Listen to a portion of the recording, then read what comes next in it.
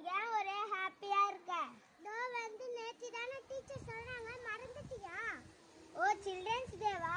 Children's day மட்டும் இல்ல, நேர்மாமா பிறந்த நாளும். நேர்மாமா பத்தி எனக்கு அவ்வளவு தெரியாதே. அங்க பாரு, மகஸ்டி அக்கா நிக்கிறாங்க, அவங்க கிட்ட நம்ம கேட்டு தெரிஞ்சுக்கலாம். சரி வா. மகஸ்டி அக்கா நேர்மாமா பத்தி சொல்றீங்களா? சொல்லிட்டா போச்சு. 1889 நவம்பர் மாதம் 14ஆம் தேதி நேரு பிறந்தார். அவர் பணக்கார குடும்பத்தில் பிறந்து செல்லமாக வளர்ந்தார். அவர் இங்கிலாந்து சென்று படித்தார். விடுதலை போராட்டத்திற்கு சிறகு சென்றார். அவர் பின்னர் கமலாத்தை திருமணம் செய்து இந்திரா காந்தி என்ற பெண் குழந்தைக்கு தந்தையானார். அவர் இந்திரா காந்திக்கு தந்தையானது இருக்கட்டும், நம்மளுக்கு எப்படி மாமா வர்றாரு அதை சொல்லு. அதை நான் சொல்றேன். நேருவுக்கு குழந்தைகள்னா ரொம்ப பிடிக்கும். அவர் ஒரு நாள் சுற்றுப்பயணம் ஜப்பானுக்கு போனாரு. அங்குள்ள குழந்தைகள் யானையை பார்த்ததே இல்லையாம். அதனால நம்ம நாட்டுக்கு திரும்பி வந்ததும் உடனே நம்ம நாட்டிலேருந்து ஜப்பானுக்கு ஒரு யானையை அனுப்பி வச்சாராம்.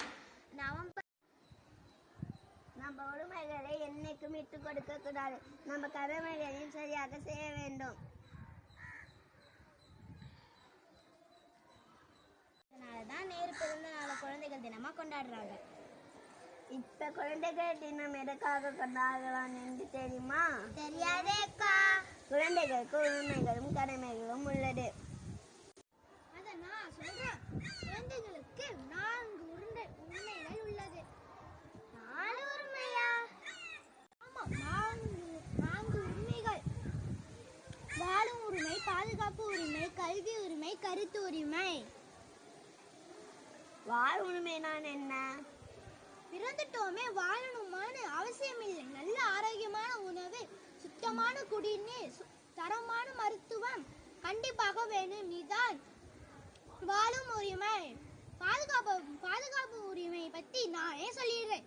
பாதுகாப்பு உரிமை உடல் மனநீதியான துன்புறுத்தலில் இருந்து விடுபட உரிமை உண்டு. குழந்தைகள் தொழிலாளர் கடத்தல் மற்றும் போருக்கான பயன்பாடுகளிலிருந்து